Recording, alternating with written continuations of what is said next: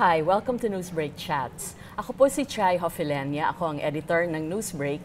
Ito ang investigative arm ng Rappler. As in the last episode, pag-uusapan natin yung mga major stories na nilabas sa ilalim ng Newsbreak. Ito ay sana para mapag-usapan pa at mapaglalim yung discussion about the issues at sana maintindihan pa natin kung anong ibig sabihin ng mga issues and how these will pan out in the future. So para sa episode na to, meron tayong inimbitahan ng mga reporters ng Rappler, mga manunulat who wrote about several stories. Magsimula tayo kay Paterno Esmaquel. So si Pat, siya yung nag-report about yung mga latest na pangyayari sa Kuwait. Pinauwi yung ating ambassador. He was declared persona non grata. At nagkaroon ng disruption in bilateral ties sa Kuwait. So pag-uusapan natin yon maya-maya. Tapos kasama rin natin si Aika. Si Aika Ray naman traveled to Boracay before the closure of Boracay. And you stayed even after, no? A few days after. So si Aika will be able to tell us what she saw firsthand dun sa isla. And finally, we have NATASHYA Gutierrez. NATASHYA worked on a documentary, and this is about disinformation and fake news. In the Philippines. So, kwento mo na lang later how you put together that documentary and whether it was difficult to piece things together. Maybe let's start muna. Paterno, napuyat ka kanina, ano? Oh, What happened exactly? Ano ba yung latest on this particular issue? Alright, so yung latest, kanina or kagabi, dumating na yung in-expel na Philippine Ambassador to Kuwait, si Renato Villa. So, mga 7:30 p.m., pinatawag ng DFA yung mga reporters para pumunta sa NAIA para i-cover yung pagdating niya ng 10:40 p.m. So, dumating siya doon, sinalubong siya ni Secretary Alan Peter Cayetano. Tapos mga bandang mga 11 o'clock, nag-press statement silang dalawa at nag-entertain ng questions sa media. So yung mahalaga itong story na to dahil sa pagkakaalala ng mga kaibigan natin sa DFA, ito yung first time na nagkaroon ng Philippine diplomat na in-expel at dineclare na persona non grata. Ano ba ibig sabihin ng persona non grata? Ibig sabihin na hindi siya kaaya-ayang tao dun sa bansa na yon at kailangan na niyang umalis at hindi siya makakabalik hanggat hindi nalilift yung declaration na yon. So nangyari yon dahil dun sa OFW rescues na ginawa ng Philippine Embassy sa mga distressed Filipino workers sa Kuwait. So nag-rescue sila. Ang sinabi ni Secretary Cayetano kagabi, nagkaroon sila ng 38 rescue operations. 35 doon na coordinate sa Kuwaiti Police.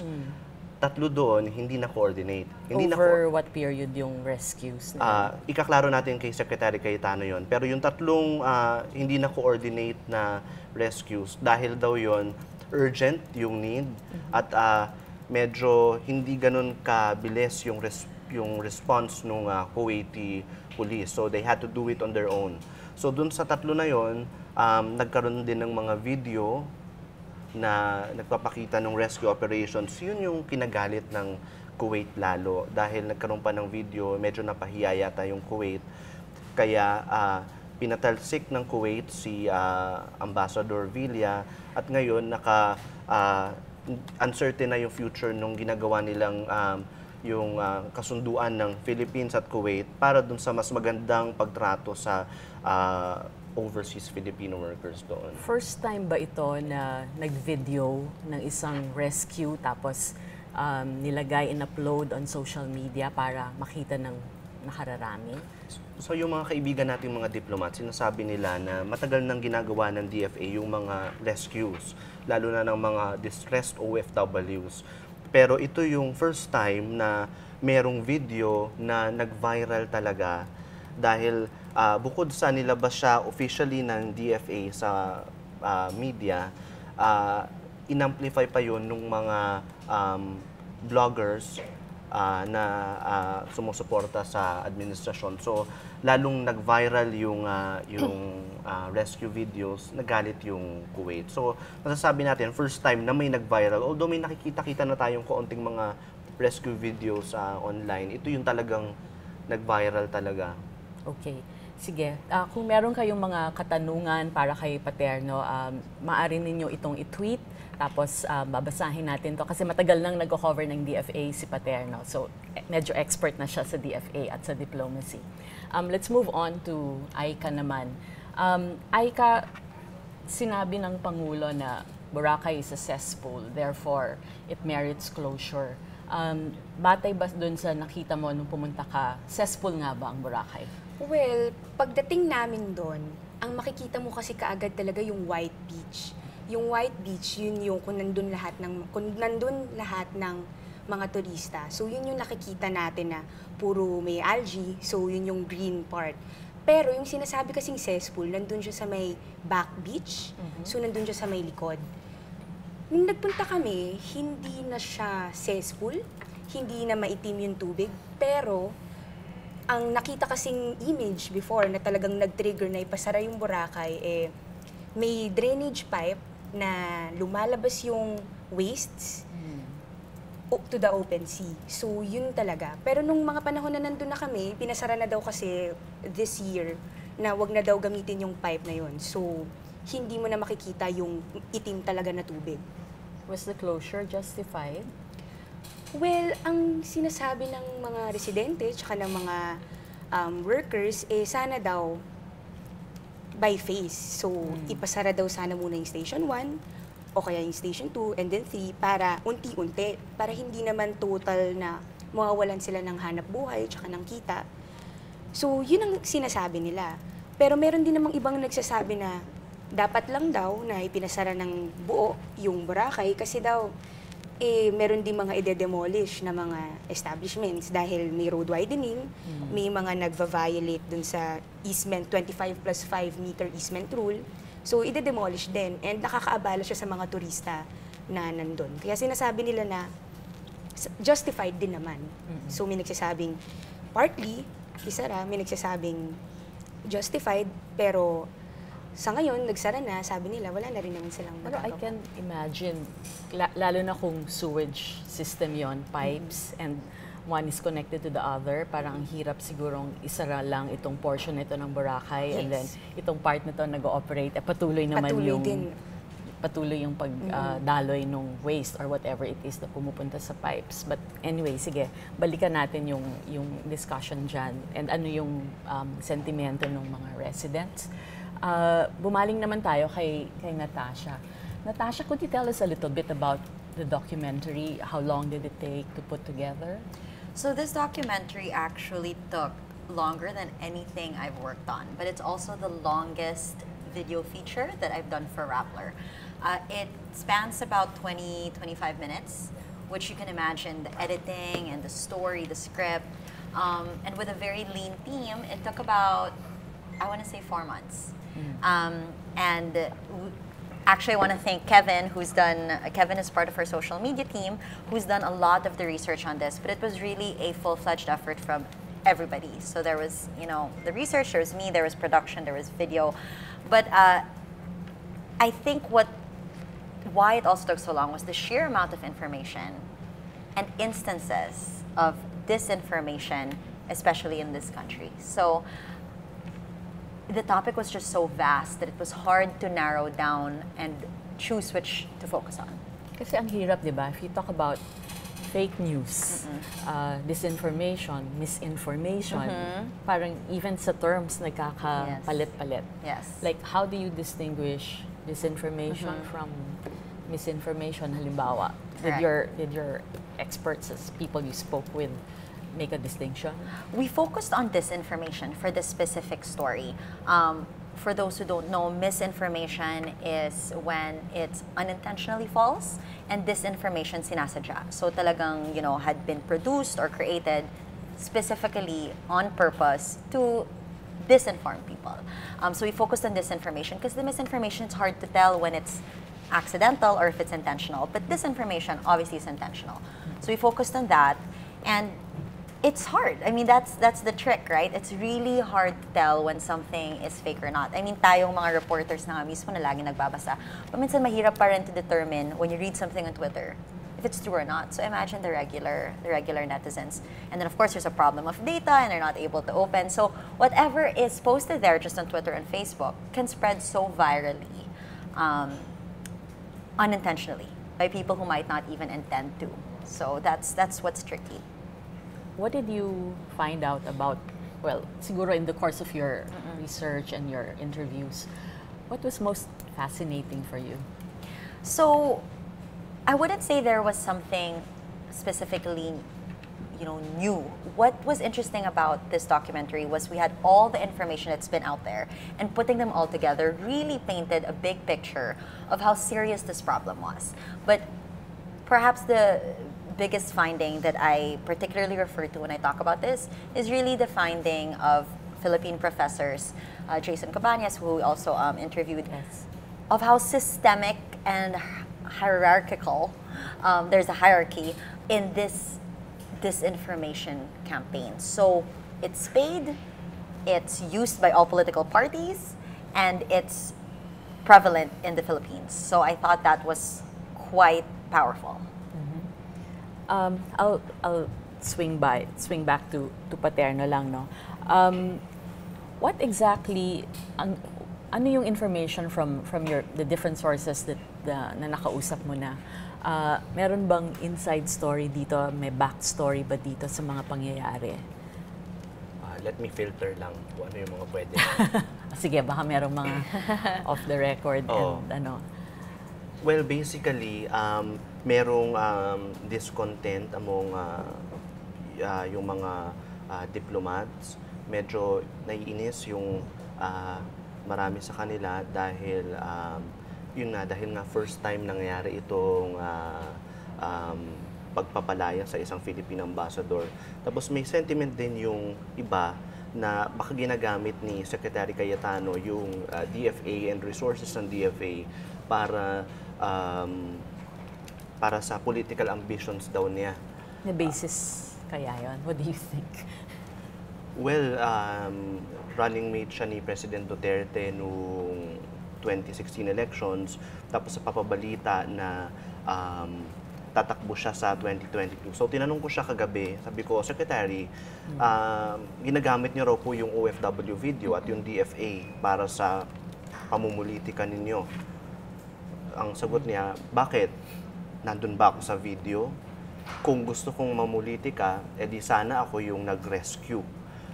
So, yun yung sinasabi niya. Medyo hindi siya natutuwa dun sa ganung criticism. Tapos sabi din niya na, who knows, baka hindi na ako tumakbo uli. Hindi ko naman sinabi na never na ako, natatakbo ako uli. So, yun yung pagkakasabi niya. So, yun yung dalawa. So, number one, yung pagkadismaya dahil may napalaya sa Philippine ambassador dahil sa sobrang sinasabi nila na sobrang social media publicity. Pangalawa, yung sentiment na baka namumulitika si Secretary Cayetano na dininay naman ni Secretary Cayetano kagabi.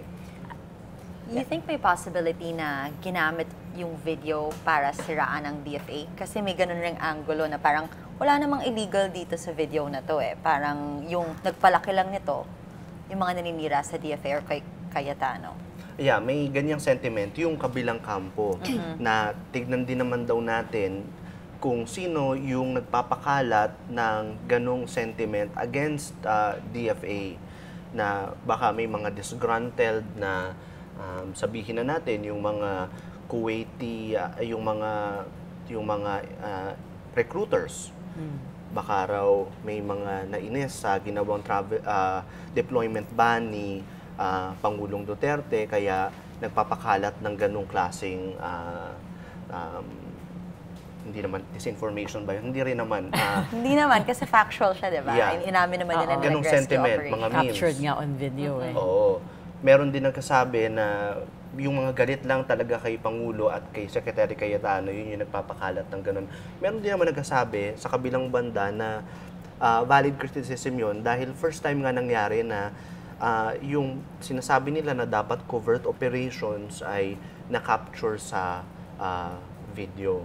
So yun yung dalawang sides doon sa issue. Pero anong sense mo, personally, your own assessment? Tama ba yung move to capture it on video? Okay lang, capturing it on video, but I guess yung bigger question nga is putting it out there on social media and publicizing the rescue. So yung sinasabi nung isang campus sa DFA na yung mga doon sa mga nag-upload, they wanted to reassure Filipinos that the DFA is there for them. So, yun yung dalawang values na binabalanse dito, yung the need to keep the operations siguro sabihin natin covert or silent or quiet, and the need to reassure Filipinos that they are doing something. So, isa sa mga natanong ko dun sa mga nakausap ko, pwede kaya na yung video i-upload pa rin pero siguro next week or next month after the or rescue. next year pag maayos na yung lahat. So pwede rin pumapasok din doon yung question ng timing. Yes. Kailangan ba talaga dapat real time? Kailangan din natin alalahanin na yung social media bago lang at yung field of diplomacy centuries na yan. So ngayon nag-a-adapt yung diplomasya sa world of social media. So ito yung isa sa mga birth pains ng diplomacy and social media. Napaka-conservative ng diplomats di ba? Parang very, very matipid sa pag tinanong mo, ang tipid-tipid ng mga sagot, yung mga totoong napaka-safe. diplomat. Oo, yung mga career diplomats. Pero yun na nga, halo-halo na sa DFA ngayon. May political appointees, meron ding career diplomats. Meron din naman, Ma'am Chay, na political appointees na totoong diplomat. Kasi natututunan nila kung paano yung ugali ng totoong diplomat. Nabasa ko dun sa, binabasa ko uli ngayon yung libro ni Ambassador ASEC ngayon, Ed Malaya, yung book niya, Frontlines of Diplomacy. So mga interview siya sa mga Philippine ambassadors, sa mga exploits sila, yung mga adventures nila. Yung forward doon, ang nagsulat ay si Albert de Rosario, na hindi siya career diplomat, correct, political appointee siya. Pero ang naaalala kong quote niya doon, diplomacy is supposed to be quiet if it is to succeed. Parang ganun. So yun yung isa sa mga binabalanse din dito dahil yung social media nga ay publicity, yes, diplomacy is reserved. But at some point, magi-intersect yung dalawa. Ito yung nakikita natin kaunting kaguluhan habang hinahanap yung middle ground dun sa dalawa. Ano ba yung overall impact siguro nito, Paterno? Economically, ano yung economic impact nito on OFWs because of yung effect nga sa bilateral ties? Alright, tinitignan pa natin yung dun sa oil dahil mahalaga yun eh. Sa OFWs, mga 200,000 or 260,000 yung OFWs na nandoon. Dun sa figure na yun, 100,000 or something yung household workers. So, maapektuhan yon dahil yung mga inaabuso nandun sa household worker sector na 100,000. Tapos nagbigay si Pangulong Duterte nung weekend ng request sa mga OFW doon na umuwi na kayo dito dahil may mga trabaho naman dito. CI ka nagko-cover yan ng labor. So, meron parang natawa yata siya ng kaunti. Hindi kasi sinabi kahapon ni Secretary Jokno na afford ng Philippine government na pabalikin yung mga OFWs from Kuwait na gusto daw nila, kung gusto nilang umuwi. Kayang i-absorb ng economy yon, lahat na yon? Ang sinasabi niya, meron daw kasing build program na pwedeng mag-apply yung mga workers doon. Magkano ba ang pamasahe Kuwait to Manila? 50? About siguro mga yeah. 50. Times Yeah, 100,000. Sabi I niya mean, kaya theoretically, the cost of bringing them home, malaki na kaagad.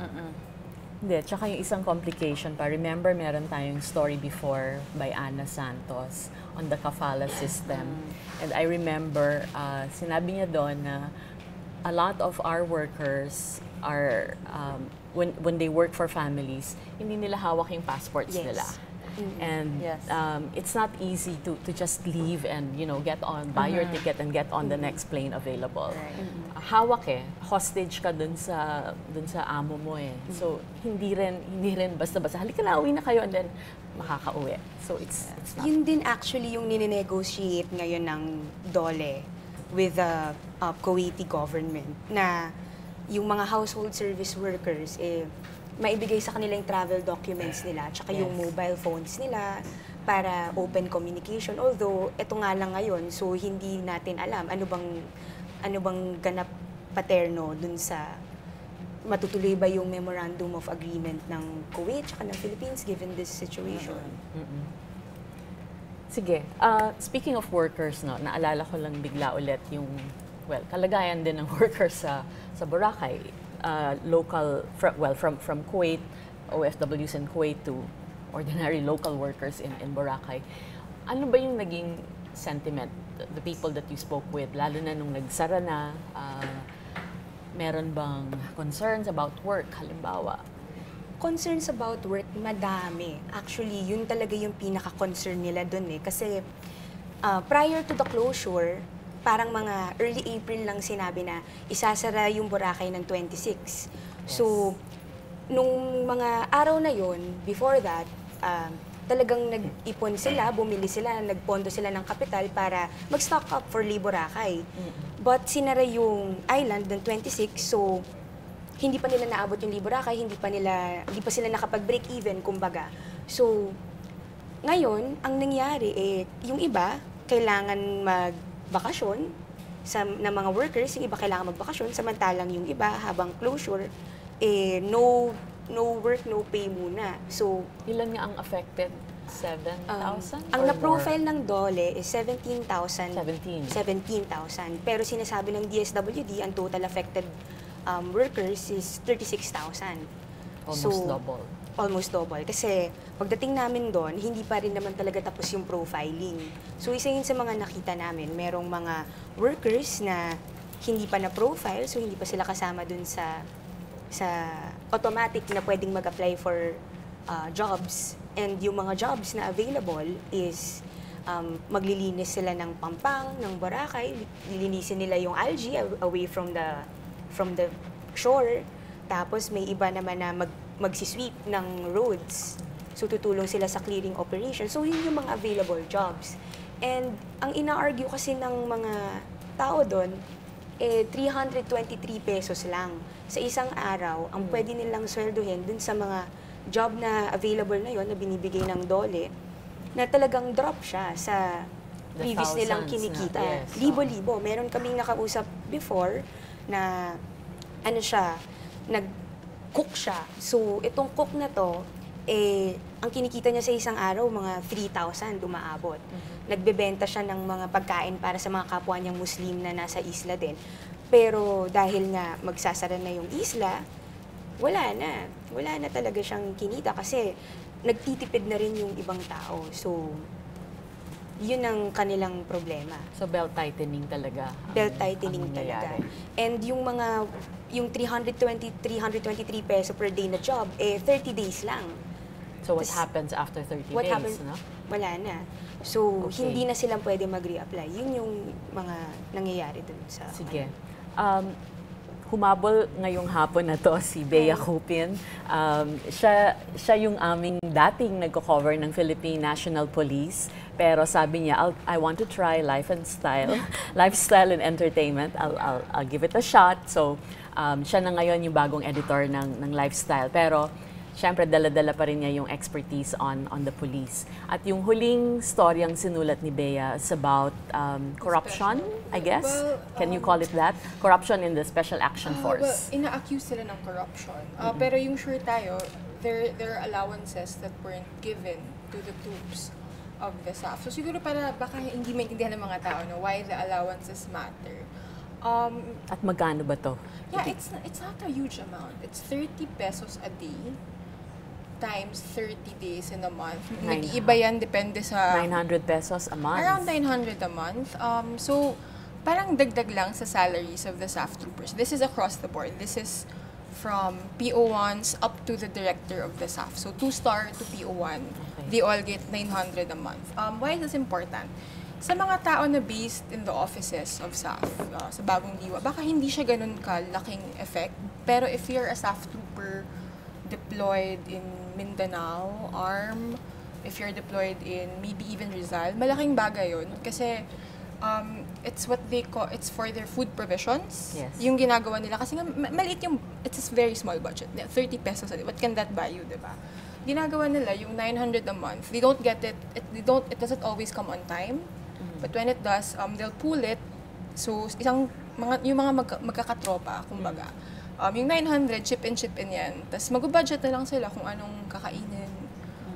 So, parang yung point nila ay, yun nga, mas malaki yung power ng pera nila, ganun. So, because the allowances didn't really, well, not just na delay, hindi na talaga dumating yung ibang buwan. Kanya-kanya. Like, we have to reach. So, saan napunta yung pera?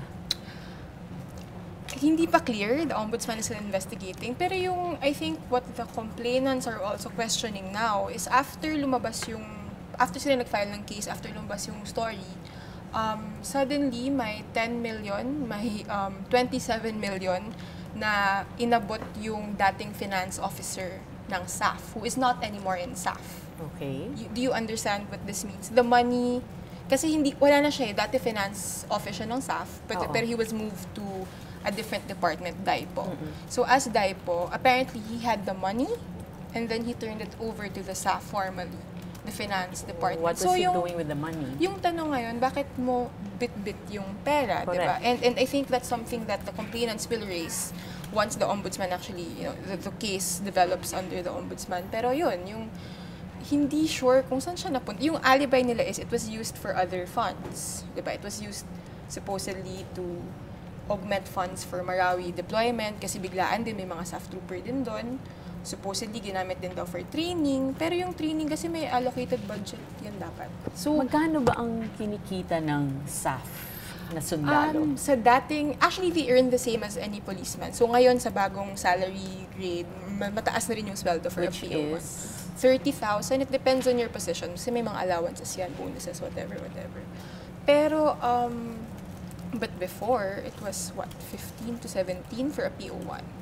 That's not a lot, especially if you're talking about if you have a family, diba? If you have 3 children, a wife, diba?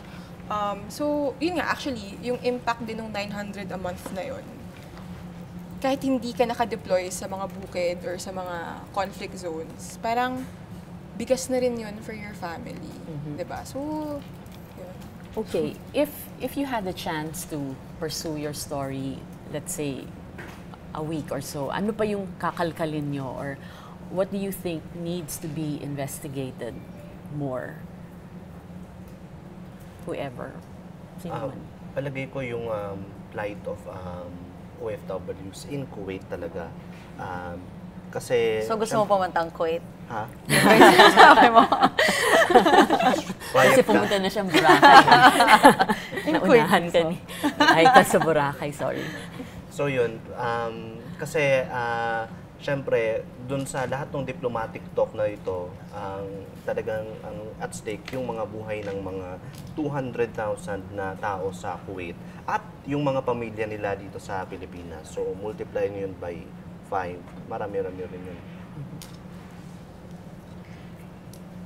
Well, ako siguro, yung isa kasi sa mga hindi masyadong natingnan yung narurumor na casino sa Boracay. Ah, yes. So, nagpunta kasi kami dun sa area kung saan daw itatayo yung casino, and wala pa naman kami talagang nakita kung meron bang tinatayo o hindi dahil sinasabi naman na ongoing pa yung talks ngayon. Pero I think isa yun sa mga sinasabi din ng mga residente na baka naman kasi na magtatayo ng casino sa loob ng Boracay kaya pinasasara. So I think yun yung isa mga pwedeng tingnan sa susunod. So babalik ka? Sige. Nat? Yeah, for me, the problem in the Philippines of disinformation is so big that it's hard to believe it's only local. True. So I'd like to look further into, if any, foreign entities that are involved in disinformation in the Philippines. We've been seeing curious evidence of this. I mean, 2 Newsbreak Chats ago, we talked about the Julian Assange connection, who apparently has links to Cambridge Analytica. So everything sort of comes full circle. So that's the dream story, and those are a lot of unanswered questions. We're seeing bits and pieces, but definitely looking at possible Russian interference, or not just Cambridge Analytica, but other international companies that have also kind of played a role in the disinformation in the country.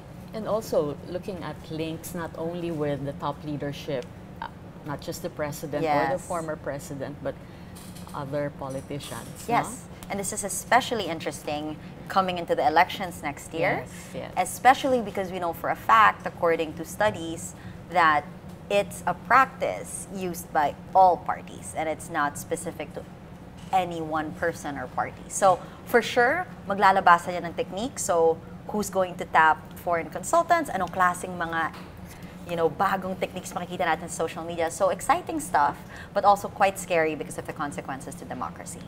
Yes. Bea, ano pa Aside ba? from how SAF uses money, kasi pansin niyo naman especially under Duterte, parang ang daming, yung joke kasi ng SAF minsan, sila yung tagapunas ng kalat. Kung may kailangan ayusin, sila yung tinatapon. For example, Believe It.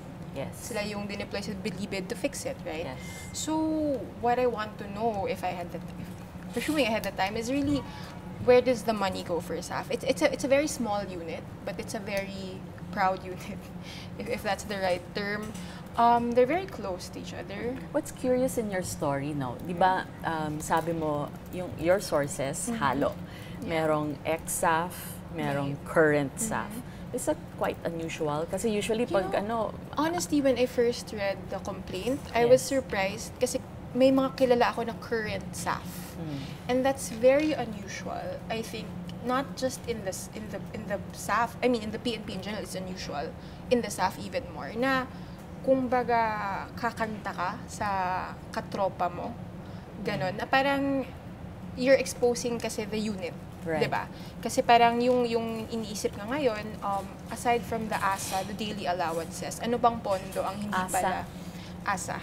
Yung joke nila ASA kasi nga, ASA ka pa na dumating yung pera. Pero parang yun nga, it's unusual kasi it's the police, it's a civilian organization, pero very military pa rin yung the way they think.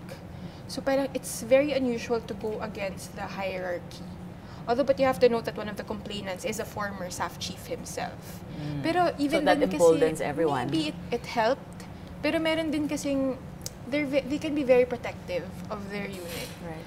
Na even if sometimes, let's say, they see mistakes, not just in the SAF, but in the PNP, parang you tend to deal with it internally. And actually, what happened here was, it was months of trying to deal with it internally. Hanggang, sabi ng mga nag-file ng kaso, parang hindi na naaayos eh.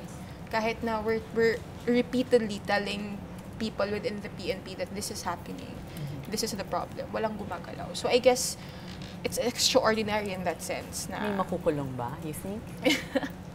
tumawa Kasi ako. lagi namang Hindi, dapat na- investigate, di ba? Kung merong mali, investigate. Pero no one goes to jail. You know, I think one crucial puzzle piece here really is for the PNP leadership to cooperate kasi paperwork to eh.